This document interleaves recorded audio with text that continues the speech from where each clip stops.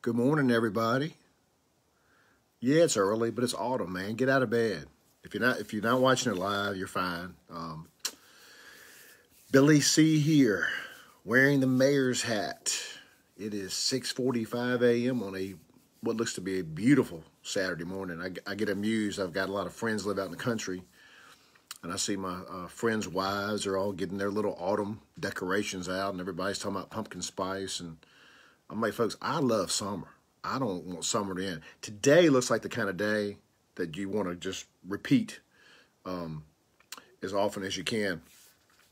Had a very busy Friday. I had two very big meetings yesterday, and I want to share with you some of those results. Good football game, by the way, last night. Congratulations, Nottoway Cougars. And you Hokie fans, I don't know whether Virginia Tech and UNC just aren't that good, but UNC quarterback Sam Howell is a potential Heisman winner, and hats off to the Hokies because I didn't see that coming. I thought UNC would score 30 points. So Tech's defense apparently is pretty good. Anyway, two meetings yesterday. The first meeting I went to, the town manager and I met in Building 316 at Fort Pickett. Good morning, everybody. I'm going to try to get through this quick because I know y'all got a busy day, and I'm going to try to get some work done and get outside. And my wife and I have no real plans, which means we're going to find something to do. First meeting was at Building 316, the nerve center of the National Guard, where we met with a very nice one-star general. Of course you are, Brenda Ray. Tight White. I remember Lawrence White, your brother, was a force there. We met with a one-star general, a Department of State rep, and I'm going to give you some generalities because if you're looking for a number, those folks are disciplined. They're not going to tell you a number. We could not find out how many people are there now, how many evacuees are there now, and we could not find out how many evacuees are expected. So I'm still going to have to go with my off-the-record, my sources who have said between 10 and 15,000. The meeting went very well. These folks out at Pickett are COVID tested. I think they said about every 3 days. They've been tested everywhere, they've been. When they come out of Cabell, they come out to the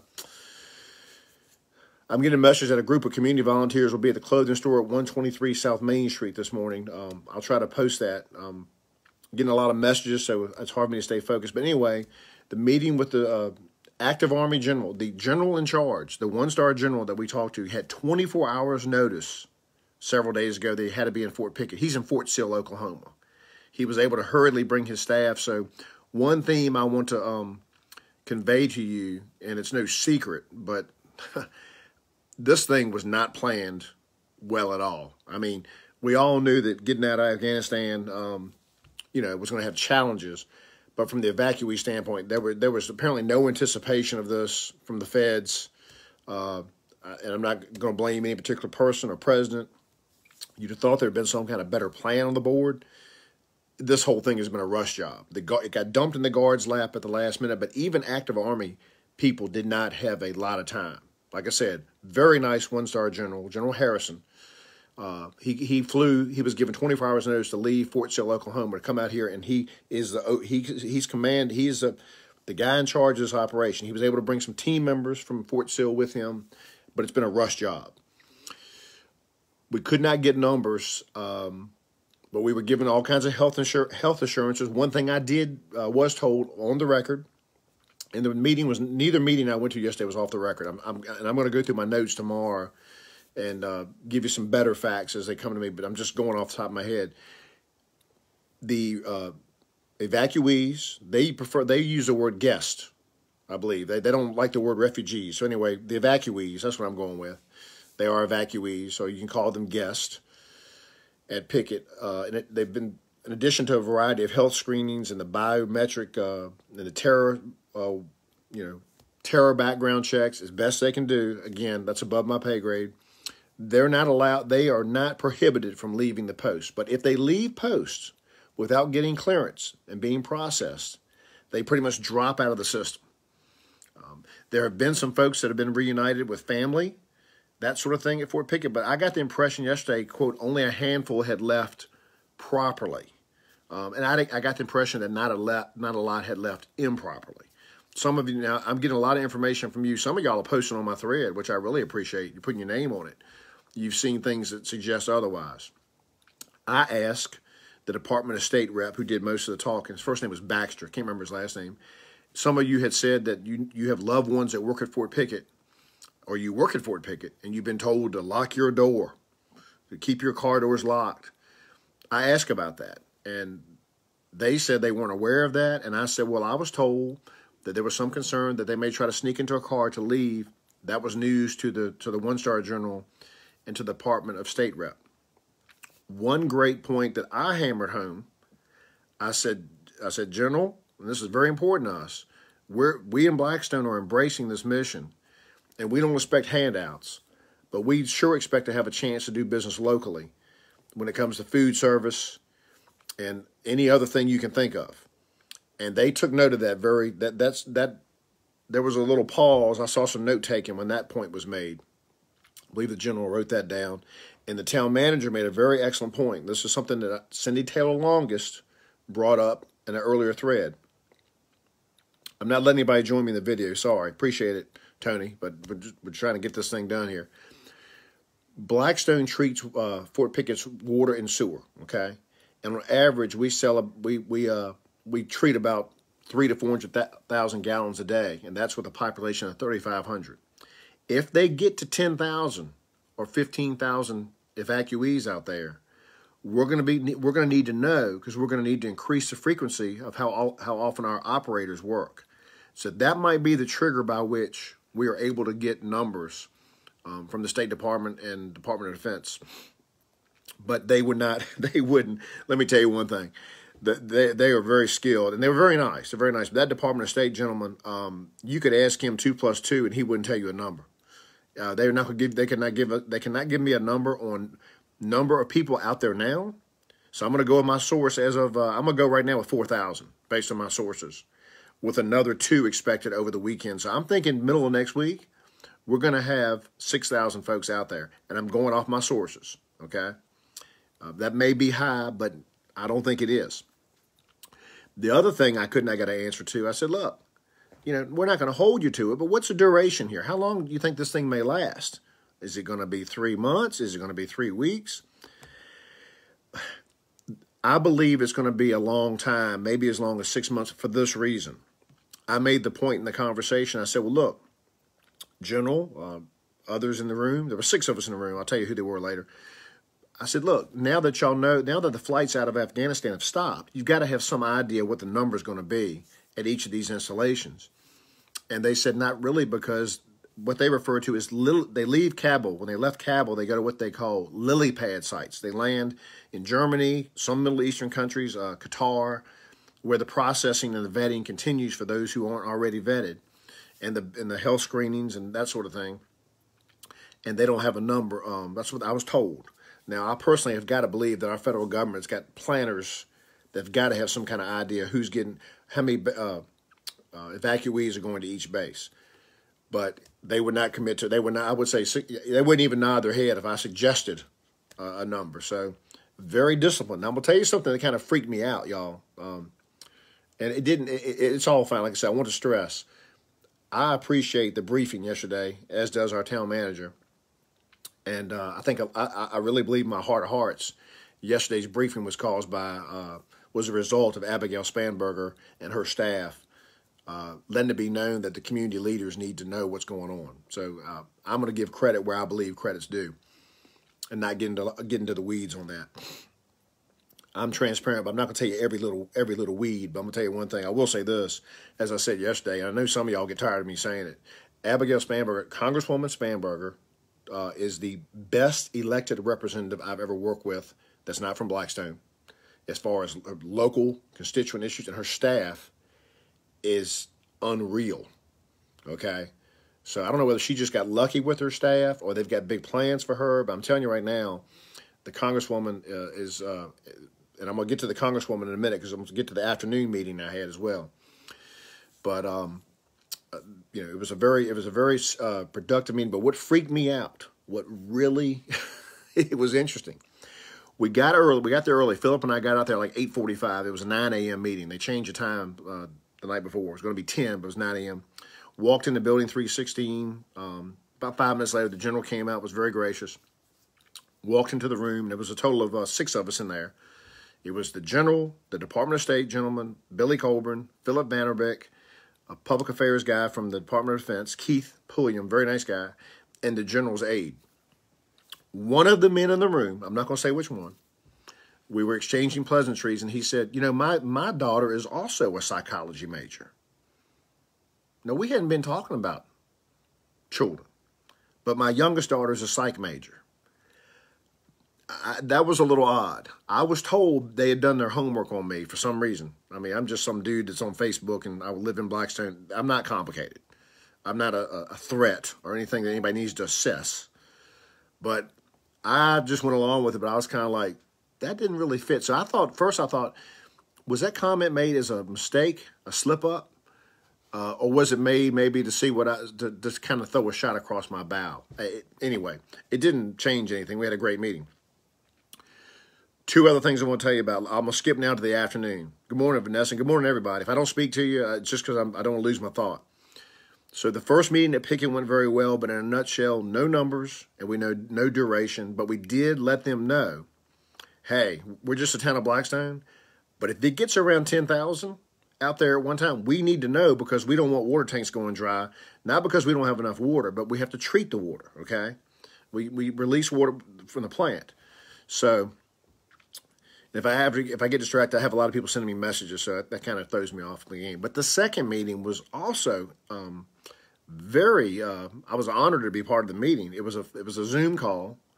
It was a Zoom call with the United States Department of Homeland Security, whose name I still can't pronounce. Morning, Tina. Congresswoman Spanberger, Senator Kane, Representative Donald McKeechin, staffers from Senator Mark Warner's office, Representative Rob Whitman, few other staffers. The mayor of Crewe was on there as well. And I got to ask the first question. I asked about the numbers. I stressed 2 points. I stressed the fact that we have to know numbers at some point because of the water issue. We have capacity, an agreement with the National Guard that we can't get more. If we get to 2 million gallons a day, it's what they call M Day, Mobilization Day. And we sort of have to get permission to do that. I don't think it's going to be a problem, but we just need to know, because we have to bring in the water plant operators to make more water. Ed Harris, our wonderful water plant supervisor, and his team. I asked about that, but I also stressed this, because I'm getting messages from a lot of you in healthcare that are talking about strain or potential strain on our area hospitals. And, oh, by the way, I talked to one hospital CEO recently, yesterday. The COVID stuff is real. It's we've got bed space issues at hospitals because of patients with COVID. You're never too late, Willie Mae. You can go back and watch it. So I emphasized that, and they took notes on that. And Congresswoman Spanberger on the call was, and I will tell you this also. I remarked to the secretary how the people of Blackstone have embraced this mission. How there are active collection drives going on.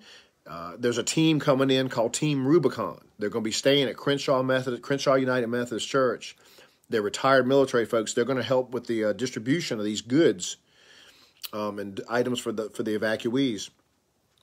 When I made that comment, the Secretary of Homeland Security, Senator Tim Kaine, both praised Blackstone, Virginia, and the people for their openness on support of this mission. And they also understand their questions, that sort of thing. But Abigail Spanberger made the comment that I had made earlier in a meeting with the general. She stressed that, look, she represents Nottoway County. And, of course, she also represents Chesterfield. But she would hate to see a bunch of big box food companies get all the business from the food and not give our local businesses an opportunity. So if you're in the food business, and I don't really know how to reach out, but I'm going to keep beating that drum. So, I know not everybody has a food truck, but I'm hoping that you get business downtown from the military personnel that are out there overseeing this operation.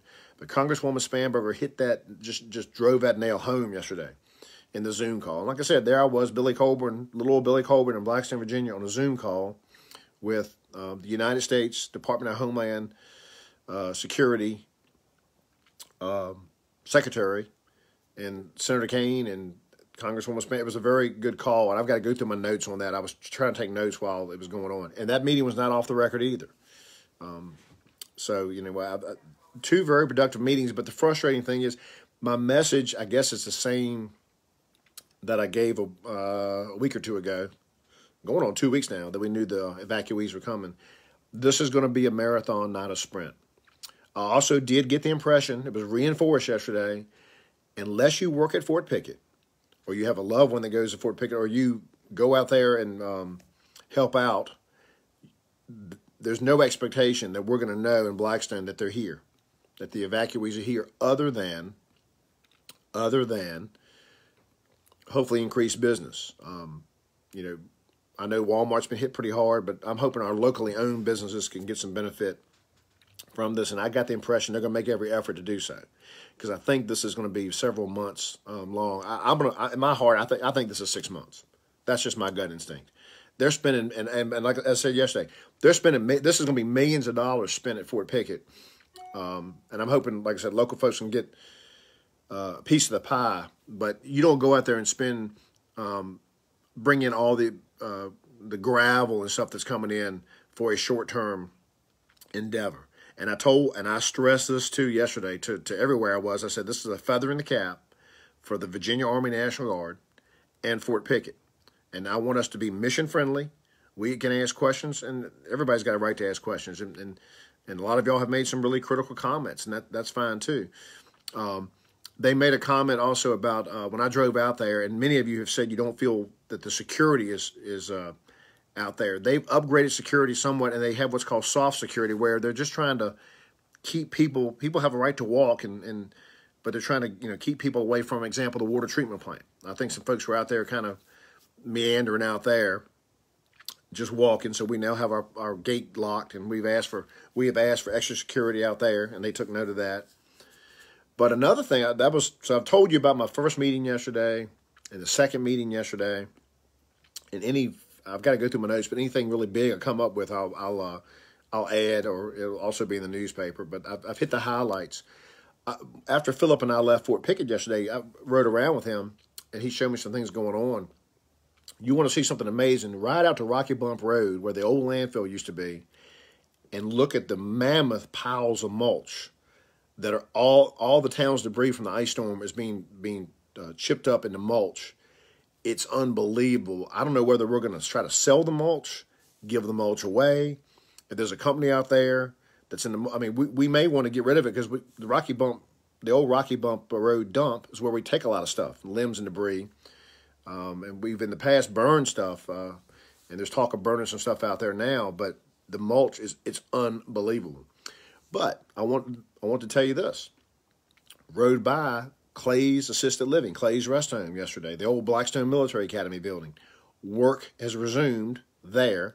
There apparently was a building permit, little misunderstanding, and the contractor, I think, lost a month or two of work, but they got it all straight.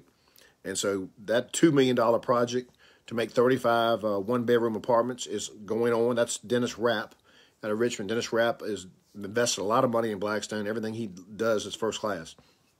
So hats off to Dennis Rapp. He's a business associate, I believe, of Eric Nash. Eric kind of got him to Blackstone, from what I'm told. So good job, Eric, on that. Demolition at VUMAC. My goodness.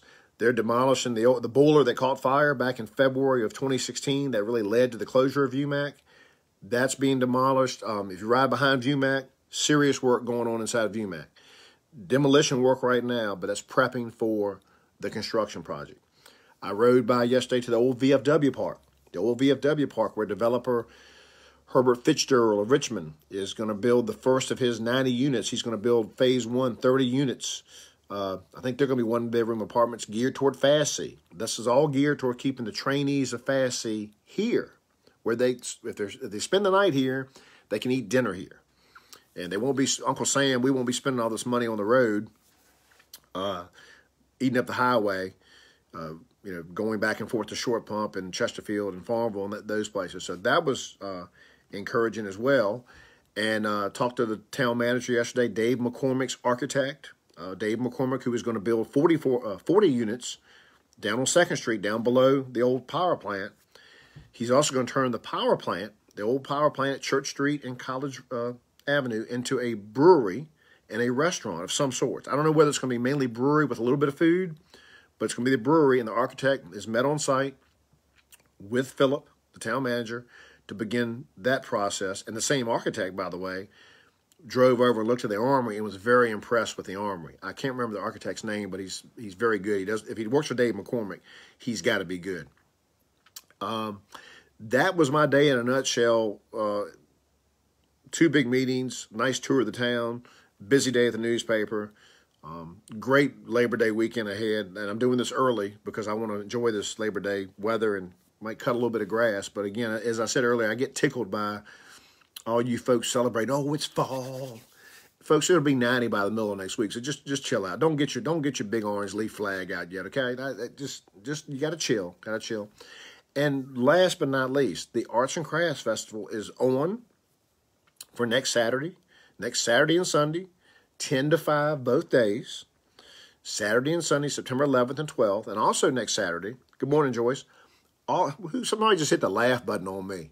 Yeah, I make fun of everyone that gets all excited about fall, and when the first snow, I don't know. I'm intrigued by people. But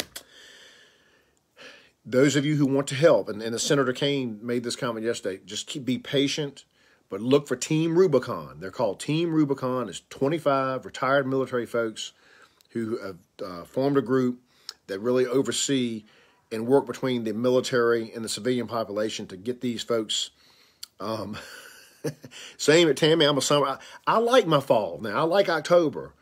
But all this euphoria about old pumpkin spice because it's going to be in the 50s, I just laugh. But hey, man, listen, the thing about people, I'm making fun of people, though, that I'm doing it in jest.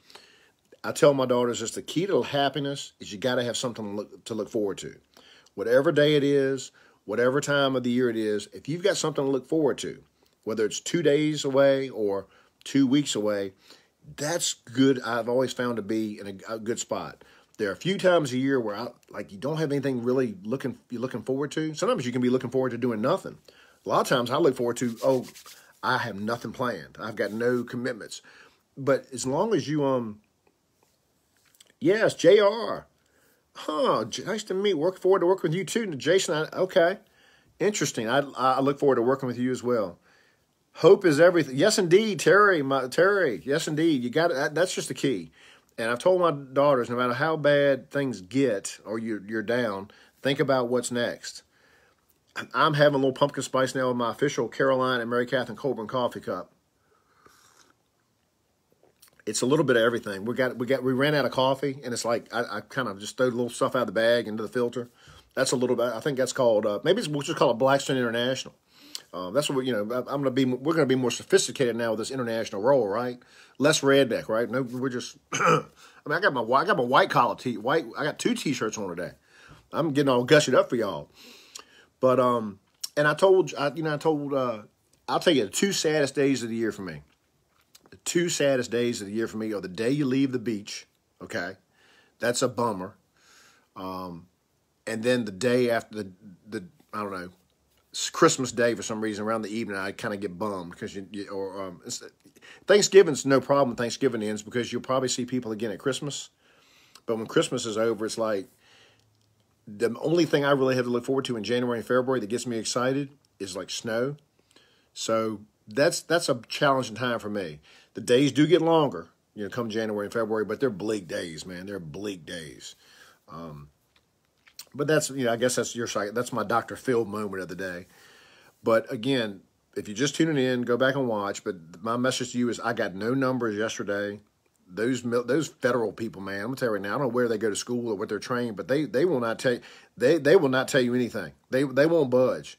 I think if the guy from the State Department, I think if a kidnapper said, hey, tell me what 2 + 2 is and I'll let you go, I don't know whether he'd say 4 or not. I mean, he would not say a number. I would say, now, come on now. My opinion, based on everything, is this is going to be a 3 to 6 month operation, right? And they just sit there, interesting. They're very disciplined. But it was a good day, and I want to tell you, I was sort of embarrassed yesterday that I had not ridden around town. We get in our little ruts, and the town manager put me in his truck and rode me around town. A lot of activity, a lot of good stuff going on. And that's just not me as a mayor talking. That's me as a kid who's lived here my whole life and really want to see the Blackstone College project is real. Nick and Raj Patel are two phenomenal investors, businessmen. They have vision.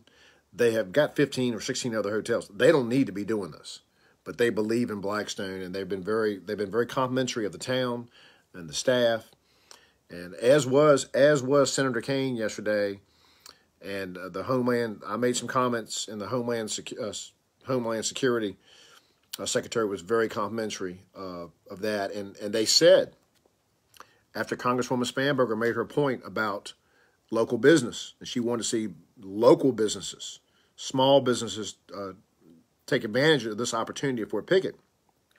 The Secretary said, you know what? When we're supported like we are by communities like Blackstone, we're going to make sure that they reap the benefits.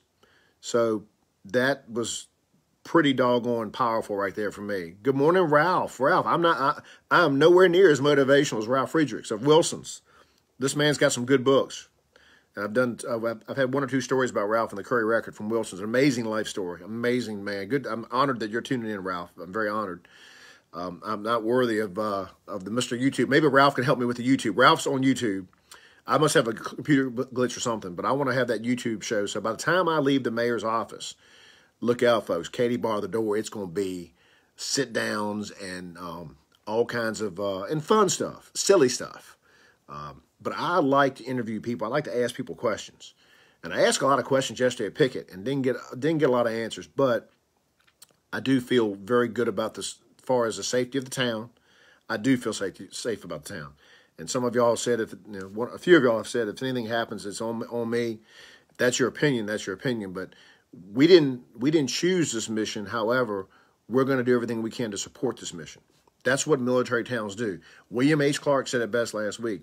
Hey, it is what it is. You live near a military base, which is the biggest economic engine in the area. These things, you're going to hear noises, and you're going to have troops.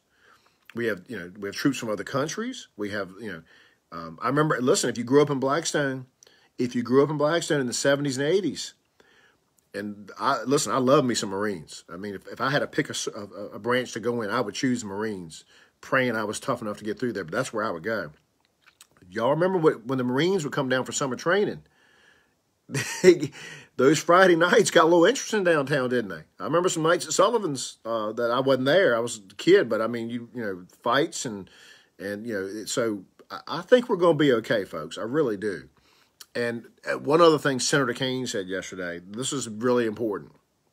I want to give Senator Kaine a hug. And I know a lot of y'all aren't fans of Senator Kaine. I will just tell you, yes, indeed, Mary Sidney, yes, indeed. But Senator Kaine said to the Department of Defense yesterday, he said, and this is like I said, I wanted to hug him because y'all know I'm a journalist.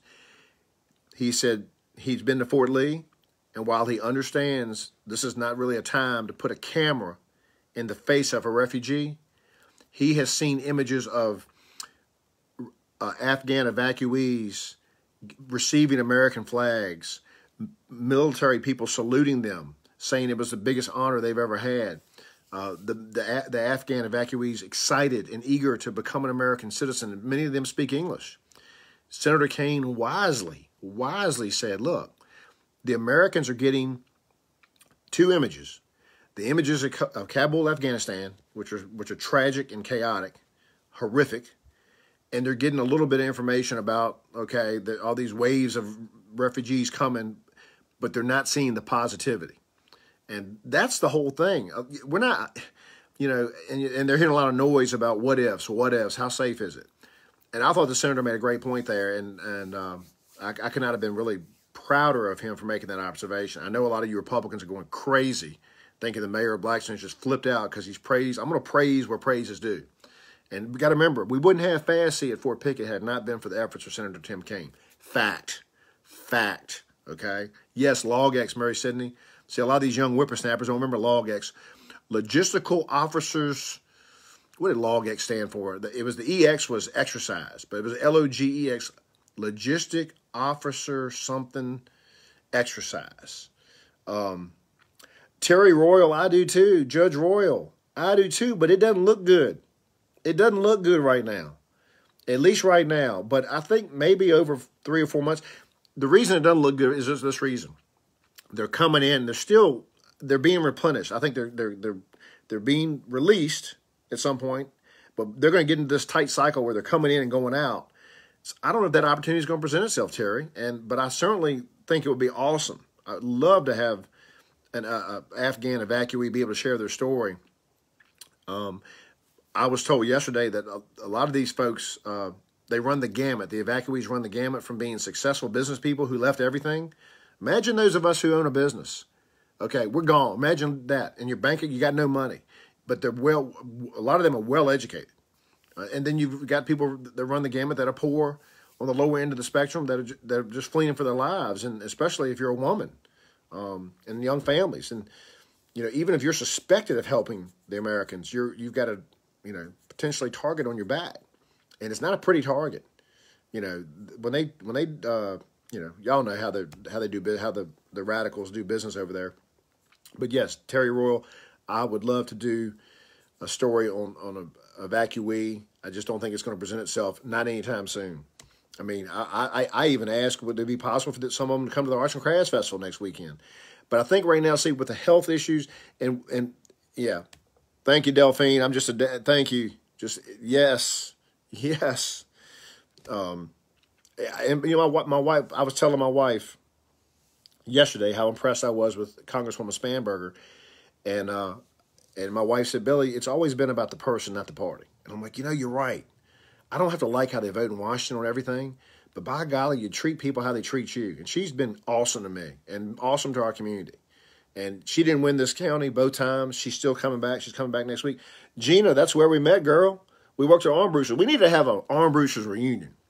The Armbrusters 80s and 90s reunion. My goodness, I don't think that the bars we'd have to find a place to have it, but it would be quite festive. We could let Reverend Evelyn Morgan could do the prayer. Herbert and I would tend bar. Karen could be the bartender. Karen Waldrop, if you're out there listening. Jimmy Allison, Herbert, Virginia's deceased, Virginia Hudson, who I work with. But Kelly Hudgens worked there. It's amazing how many folks worked at Armbrusters. It's a great place, man. Let me tell you something. There wasn't many places in Blackstone, Virginia you could work on a weeknight waiting tables and walk out with $80 to $100 in your wallet some nights. And what I love is when I would wait tables, my friends would start lining up across the street by the Methodist Church for wherever we were going to cause mischief that night. And I'd see the car, little glare across the street. I'm like, okay, who's over there? Oh, man, it's going to be a good night tonight. Well, Gina, we'd love to have you anytime. Joyce is incredibly smart. I told Joyce one of the things she said, one of the best things I ever said about Joyce, I said, getting back to the theme of having something to look forward to, since I've been married to Joyce or dating Joyce, she kind of helped me. We kind of find things to look forward to together. So that's been really cool. That's been a big part. But hey, man, I can get. I'm not just Mr. Upbeat all the time. Okay, a lot of y'all think Billy, you're an extrovert. I don't know how you do it. I crash a lot, and I need to have my solitude. Okay, whether it's behind a lawnmower or just putting the cover over my head, and usually that's Wednesday afternoon if I can go to sleep. But a lot of times my mind races. I can't go to sleep. Folks, that's all I got for you. This operation at Pickett's important. It's going to be a marathon, not a sprint. But I think these folks, they want to assimilate. They want to become Americans. And I think you're going to see more of that. I think you'll see more. Hopefully, there'll be more media opportunities. But right now, with health concerns and security issues, and it's just like I said, it's been last minute plopped in Fort Pickett's lap. Even the active army that's in charge of this, Monroe Jones. Yes, you too, Mary Sidney. You're right, Monroe.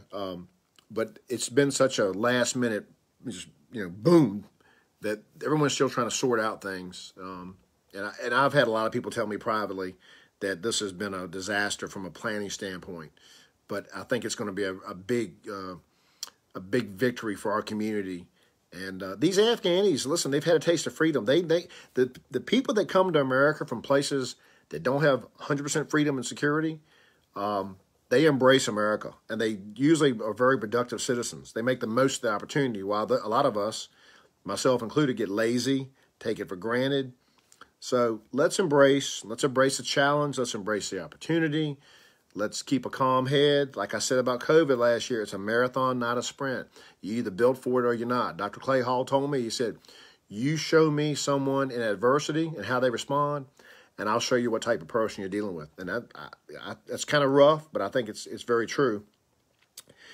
One other thing, a lot of y'all talked about the money these evacuees are getting. I could not get a confirmation on that, but it's not to be unexpected that they're getting aid out there. I don't know the answer. Some of y'all said they're getting $1,200 a person, or I don't understand. I don't understand. Ralph, you understand as well the blessings of being an American. Yes, Ralph, who will talk about sobriety very openly and candidly. I encourage you to check out Ralf Friedrichs' Facebook and YouTube page. Really amazing guy. Heck of a life story. My cousin Pam, I see you watching. Love to you, Pam. And yes, Fast C is rolling. Fort Pickett is open for business. Blackstone, Virginia is open for business. And hey, Southside Virginia, go out and make the best of this great fall day. Love to all. Be safe, be grateful, be happy, and be the best you can be. Woo!